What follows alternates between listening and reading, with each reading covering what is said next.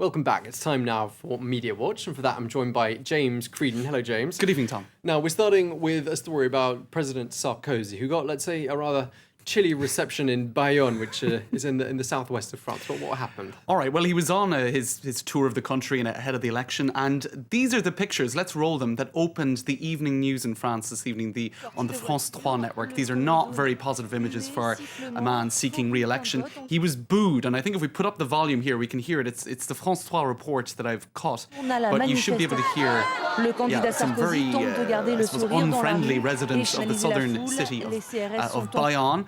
And there you have riot police, actually, who had to keep some of the crowd back. He took refuge, as the headlines have put it, in a bar in the centre of the city, and later came out waving to, I suppose, a slightly more friendly crowd that had been rallied around for his departure. In any case, damaging pictures. He put it down to a handful of Basque, what he called Basque separatists, with some Socialist Party faithful as well, who had attached themselves to those separatists, according to the UMP Sarkozy view of things. Now, the Socialist Party were quick to deny any involvement whatever in what happened. But I suppose this is damaging for Sarkozy, especially just with 7 weeks to go to a presidential election.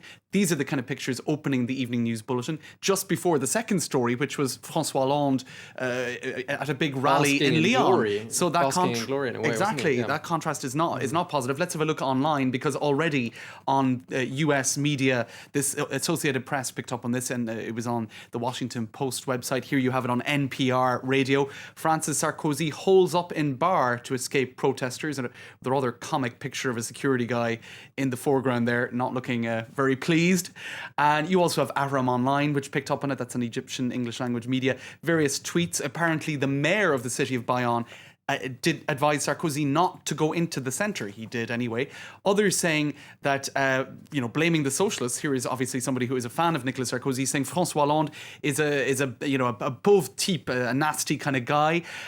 He's not respecting democracy. Sarkozy is president until the end of his mandate, and he's calling the Socialist Party a bunch of voyous, or thugs, you could say. So there you go. Obviously, it has generated debate. Right, well, no dispute there over which side of the political spectrum that particular tweeter's loyalties lie. Okay, now Google, once again in the headlines, for some sort of political reasons as well, isn't it? That's right. Now, often Facebook is the online, tool that people point their fingers at for not respecting privacy. Now, Google has had a lot of people saying that about its new privacy policy, which came out today. Indeed, the French Data Protection Agency wrote to Google last week saying, please put off these new privacy rules you're going to put in place. We need to study them to make sure that the effects on the consumer are not too negative. So just to explain concretely what's going to happen, they're centralizing their services. So if YouTube, which is owned by Google, is going to be centralized, and all of the data that they collect, so if you're using their diary or their agenda or your email, etc., or their search engine or YouTube, that sort of data is going to be collected and centralized so that it will better enable Google to target customers in terms of marketing and advertising, etc. So if they have centralized data as regards your search habits or the videos you tend to look at YouTube, it means that people who are advertising with Google will have a better chance of targeting you better. So many are upset about this. They're saying that this much data centrally located under one company's control is not very good for privacy. Certainly sounds like they know more about us than perhaps we know about ourselves. Now, a new viral ad for The Guardian is aiming to show how a news story grows through interaction between the media and the public. Tell us a little bit more. Right, well, this is pretty interesting. I think we've just have a few pictures of it, unfortunately. I wanted to show you more, but the idea is to underline The Guardian's defense of open journalism, what they call open journalism. Now, the idea is that the Three Little Pigs, a tale that we're all very familiar with, have burnt the big bad wolf in a cauldron. And so this becomes a big news story, and the whole idea is the Three Little Pigs are, brought in front of the courts. You have headlines like "Big Bad Wolf Burnt Alive," and the public get involved in this debate. It becomes a big story, and indeed they make it, I suppose, overlap with the current housing crisis.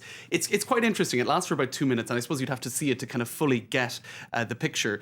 But what they're trying to do is show the way in which a news story now is a collaboration, really, between journalists and members of the public who write about stories and comment on stories together. You've got people commenting on headlines, and it can actually generate an awful lot of, I suppose, debate around a given issue, and which can change the course of history. So The Guardian, obviously, it's a bit of promotion for their model of open journalism where the public is invited to comment.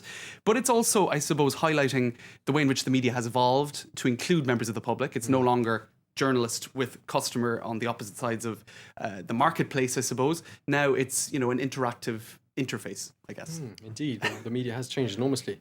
And we're all in suspense to find out just what happened to the three little pigs. It ends badly. I'll put it that way. Oh dear, that sounds sad. Well, thank you very much. And on that sad note, James Greedon, thank you very much indeed. That was Media Watch. Well, it's time now for a check of what's being clicked, liked, and blogged online. Our daily date with cyberspace web news starts right now.